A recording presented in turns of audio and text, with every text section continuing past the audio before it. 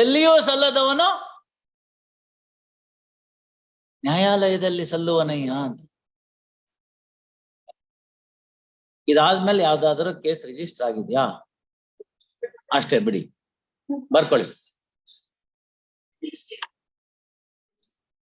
ಆಯ್ತಾ ತಮ್ಮ argument?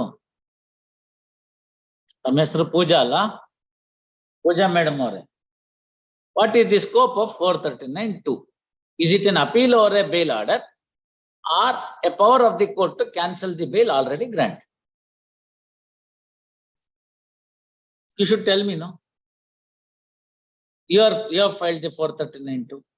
Is it an appeal over the order of grant of bail, or is it seeking a cancellation on the ground of some overwhelming reasons which will be necessary to consider and cancel the bail already granted?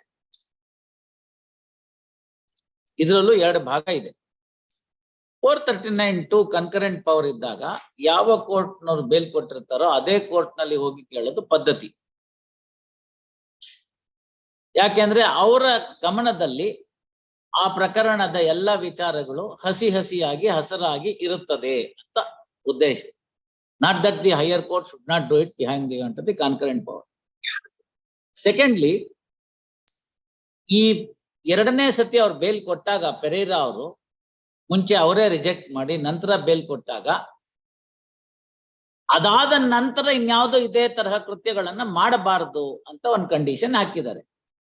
ಆ ತರದ ಇನ್ಯಾವ್ದಾದ್ರು ಕೃತ್ಯ ಆಗಿದ್ರೆ ತಗೊಂಬನ್ನಿ, ಅವಾಗ ನಾವು cancel ಮಾಡೋಣ. ಅದಾದ್ಮೇಲೆ ಯಾವ್ದಾದ್ರು crime register ಆಗಿದ್ರೆ ಅದ್ರದ್ದು FIR ಕೊಡಿ, ಕ್ಯಾನ್ಸಲ್ ಮಾಡೋಣ. ಅದ್ ಬಿಟ್ಬಿಟ್ಟು ಅದೇ ಕೇಸಲ್ಲೇ ಕೊಟ್ಟಿರೋದನ್ನೇ ತಿರ್ಗಾ ಅದನ್ನೇ ಓದಿದ್ರೆ ಹೇಗಾಗುತ್ತೆ? ಒಬ್ಬ ವ್ಯಕ್ತಿ ಎಷ್ಟು ಸರ್ತಿ ಬೇಕಾದ್ರೂ ಬೇಲ್ಗೆ ಅರ್ಜಿ ಹಾಕ್ತಾ ಇರ್ಬೋದು ಅದೇ ಕೇಸ್ನಲ್ಲಿ. ಕಾನೂನು ಆತರ ಅಲೋ ಮಾಡುತ್ತೆ.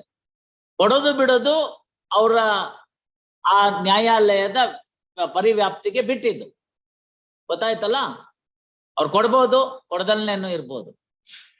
ವಿವೇಚನಾಯುಕ್ತ ಅಧಿಕಾರ ಅಂತ ಅದಕ್ಕೆ ಹೆಸರು. ಕೊಡ್ಬೇಕಾದ್ರೆ ಏನ್ ಮಾಡ್ಬೇಕು ಅಂತ ಸುಪ್ರೀಂ ಕೋರ್ಟ್ನವ್ರು ಹೇಳಿದ್ದಾರೆ. ನ್ಯಾಯಿಕ ತತ್ವ ಏನು ಅಂತ.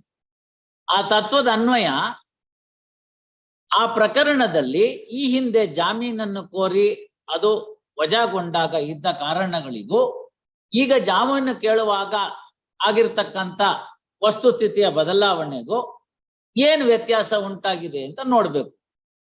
ಅದು ಗುಣಾತ್ಮಕವಾದ ಯಾವುದಾದರೂ ವಾಸ್ತವಿಕ ಅಂಶಗಳ ಬದಲಾವಣೆ ಆಗಿದ್ದು ಆ ಕಾರಣದ ಮೇಲೆ ಅವನಿಗೆ ಜಾಮೀನಿಗೆ ಅರ್ಹ ಅಂತ ಆದ್ರೆ ಕೊಡ್ಬೋದು. ಇಲ್ಲ ಅಂತ ಹೇಳಿದ್ರೆ ಕೊಡೋ ಹಾಗಿಲ್ಲ. ಇದ್ರೊಳಗಡೆ ಅವ್ರು ಇದನ್ನ ಮೊದಲೇ ಪ್ರೈಮ್ ಸ್ಟೇಜ್ ಅಲ್ಲಿ ರಿಜೆಕ್ಟ್ ಮಾಡಿದ್ದಾರೆ. ನಂತರದಲ್ಲಿ ಅವರು ಚಾರ್ಜ್ ಶೀಟ್ ಆಗಿದೆ, ಬೇಕಾಗಿಲ್ಲ ಅಂತ ಹೇಳಿ ಕೊಟ್ಟಿದ್ದಾರೆ. ಅದನ್ನ ಕ್ಯಾನ್ಸಲೇಷನ್ ತಾವು ಕೇಳೋದಕ್ಕೆ ಯಾವುದೂ ಅಧಿಕಾರ ಇಲ್ಲ. ಬರ್ಕೊಳ್ಳಿ. Hard no clarification. ಏನ್ ಕ್ಲಾರಿಫಿಕೇಶನ್ ಕೇಳ್ಬೇಕು? On what? ಸ್ವಲ್ಪ ಯಾಕೆ ನೀವು ಅವಸರ ಮಾಡ್ತೀರಿ? ಅಲ್ಲಮ್ಮ, ಈಗಿರೋ ಗ್ರೌಂಡ್ ಹೋಗ್ಬಿಡುತ್ತಲ್ಲ. ಅವಾಗ ನೀವ್ ಹೇಳಿರೋದು ಇದನ್ನ ಮಾಡಿದರೆ ಫರ್ದರ್ ಅಂತ ಇಷ್ಟು ದಪ್ಪನಾಗ್ ಬರದ್ರಲ್ಲ ಈ ಗ್ರೌಂಡ್ ಅಲ್ಲಿ. ಆ ಗ್ರೌಂಡ್ ಇಲ್ಲ ಅಂದ್ಮೇಲೆ ಇನ್ನೊಂದು ಹೊಸ ಗ್ರೌಂಡ್ ಇದ್ರೆ ಇನ್ನೊಂದ್ ಸತಿ ಹೊಸ ಕ್ಯಾನ್ಸಲೇಷನ್ ಕೇಳ್ಕೊಳ್ಳಿ.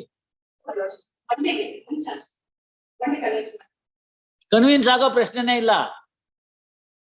ಇನ್ನೇನಾದ್ರು ಕೇಸ್ ಹಾಕಿದ್ರೆ ಮಾತ್ರ ಇನ್ನೊಂದು ನಾಳೆ ನೆನ್ನೆ ಇವತ್ತೊಂದು ಹಾಕೊಂಡ್ ಬರ್ಬಾರ್ದು ಅಷ್ಟೇನೆ. ಈಗ ಹೋಗಿ ಯಾವ್ದೋ ಒಂದು ಇಲ್ದಿರೋ ಸುಳ್ಳು ಕೇಸ್ ಹಾಕೊಂಡ್ ಬಂದ್ಬಿಡ್ಬಾರ್ದು ಅಷ್ಟೇನೆ. No question of convince.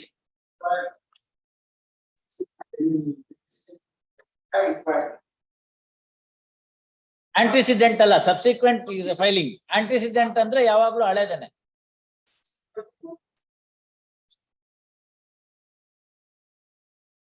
ಆಯ್ತಮ್ಮ? ಯಾಕೆ ನಿಮ್ ಖುಷಿಗೋಸ್ಕರ ಅಂತ? All right. Heard Pooja Hiremath. Kattimani. Pooja Kattimani on behalf of Shri Dinesh Kumar Rao to hear for the realist on Monday. ಅವ್ಯಾವ್ದು ಏನು ಆಗಲ್ಲ ನೋಡಿ. ಡೀಟೇಲ್ ಆಗಿ ಒಂದು ಆರ್ಡರ್ ಬರೀತಾ ಇದ್ದೀನಿ. ಗೊತ್ತಾಯ್ತಲ್ಲ? 439(2) ಮೇಲೆ ಇರ್ತಕ್ಕಂಥ ಗೊಂದಲಗಳನ್ನೆಲ್ಲ ಸರಿಪಡಿಸಿ ಆನರಬಲ್ ಇವರು ಮಿಸ್ಟರ್ ಸೀನಿಯರ್ ಕೌನ್ಸಿಲ್ ಪಾಷಾ ಅವರು ಬರ್ತಾ ಇದ್ದಾರೆ. Honourable justice B.A. ಪಾಟೀಲ್ ಅವ್ರದ್ದೊಂದು ಜಜ್ಮೆಂಟ್ ಈಗಾಗಲೇ ಇದೆ ಅದ್ರ ಮೇಲೆ, right from Daulat Ram till up to this justice ಇವ್ರದ್ದು ಮಹೇಶ್ವರಿ ಅವ್ರದ್ದು 2021 ನಲ್ಲಿ ರಿಲೀಸ್ ಆಗಿರೋದು. ಎಲ್ಲ ಸೇರ್ಸ್ ಬರೆಯೋಣ. ಈಗ ಏನಾಗಿದೆ ಅಂದ್ರೆ ಅವ್ರ ಬೇಲ್ ಕೇಳಿದ್ರ ನಾವೇ ಕ್ಯಾನ್ಸಲ್ ಕೇಳಬಾರ್ದು ಸರ್, ಬಾ ಒಂದಾಗ್ತೀನಿ ಹಂಗ್ ನಿಂತೋಗ್ಬಿಡ್ಬೇಕು. Rule is once a bail always a bail. ಹೌದಪ್ಪ, ನೀವ್ ಈ ಕಡೆ ಬಂದಾಗ ಅದನ್ನೇ ಹೇಳ್ತೀನಿ.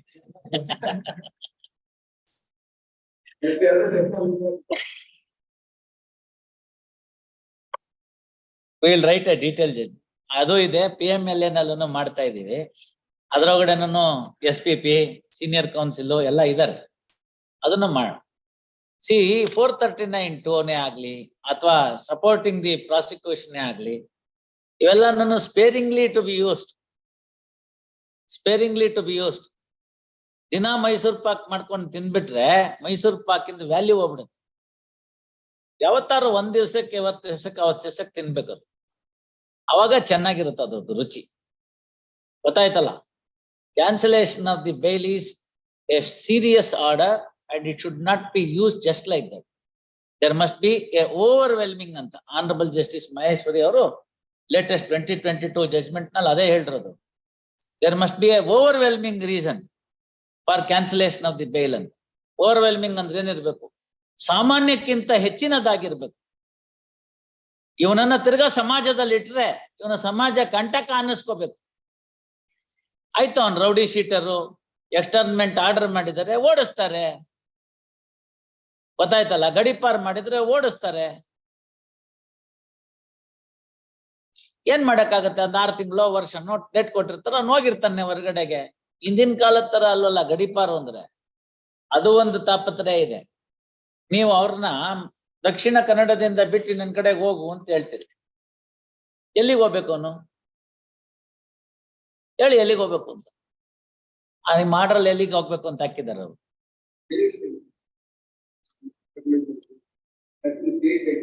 ಅಲ್ಲ ಆಯ್ತು, ಸ್ವಲ್ಪ ತಡೀರಿ, ಅಲ್ಲಿ ಎಲ್ಲಿ ಅಂತಿದ್ಯಾ ಅಂತ ನೋಡೋಣ. ಅದು ಒಂದು ಬರೆಯೋದ್ರಲ್ಲಿ ಇದ್ದೆ ಕಲಬುರ್ಗಿನಲ್ಲಿ, ಏನೋ ಕೈ ಮೀರಿ ಹೊಟ್ಟೋಯ್ತದ.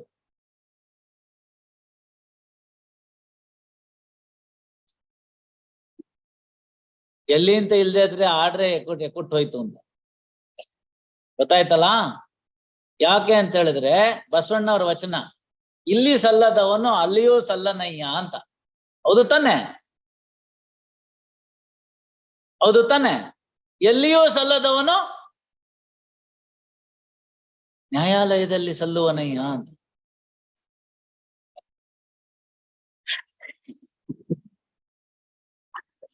If he is a bad element for you, equally he is a bad element for any other district.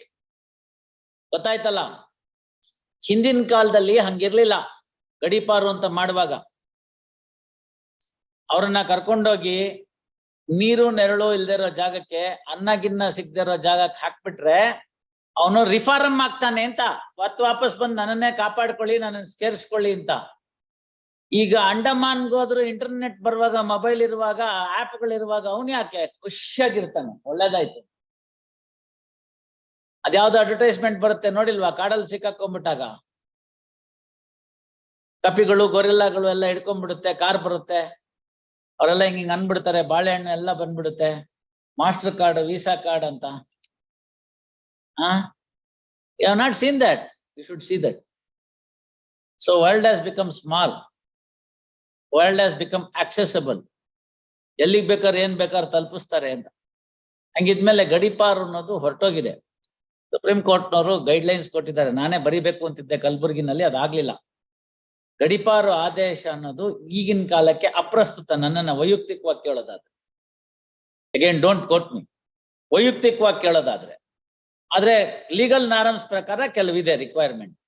ವೈಯಕ್ತಿಕವಾಗಿ ನನ್ನನ್ನು ಕೇಳಿದ್ರೆ ಅಪ್ರಸ್ತುತ.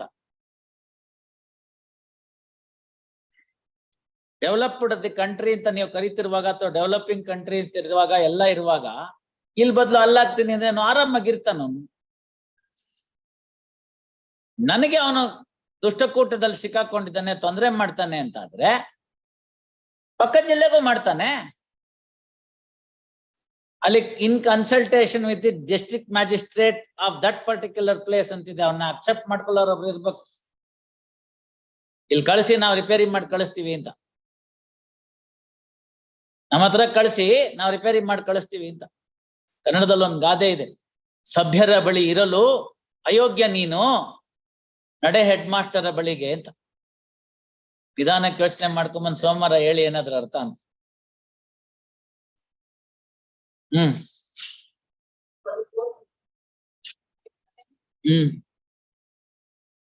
ಈಗ ಬಂದು ಇವಾಗ ಸರೆಂಡರ್ ಆದ್ರೆ ಸರಿ, ಇಲ್ದೇ ಇದ್ರೆ ನಾನು ಮುಂದಿನ ಏನ್ ಬೇಕು ಆರ್ಡರ್ ಬರೀತೀನಿ.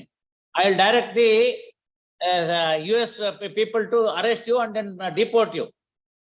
You will also lose your visa and job, everything.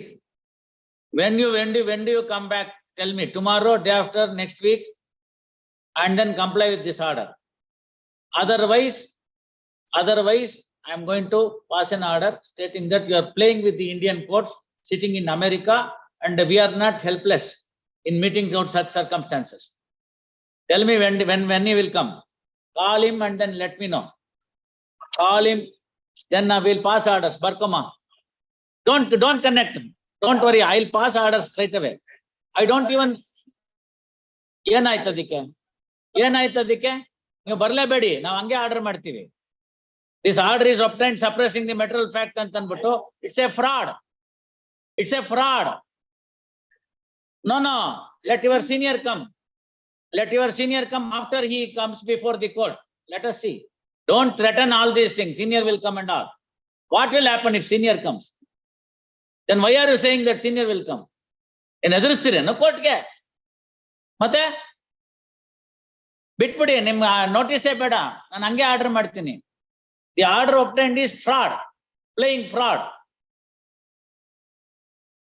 If it comes to India and then surrenders before the court, well and good. This anticipatory bail is there. ಇವತ್ತಿಗೂ ಹೆಲ್ಪ್ ಆಗುತ್ತೆ. ನೀವು ಆಂಟಿಸಿಪೇಟರಿ ಬೇಲ್ ತಕೊಂಡು ಅಮೆರಿಕದಲ್ಲಿ ಕೂತ್ಕೊಂಡು ಖುಷಿ ನೋಡು ಅಂತ ಹೇಳಿದಾರ? ಒಂದು ದಿನಾನೂ ಕೊಡೋದಿಲ್ಲ. ಇವಾಗ ಆರ್ಡರ್ ಮಾಡ್ತೀನಿ, ನೀವು ಕೇಳಿ ಹೇಳ್ತಾ ಇದ್ರೆ pass over. When he will come, you let me know. Otherwise, you can take the order.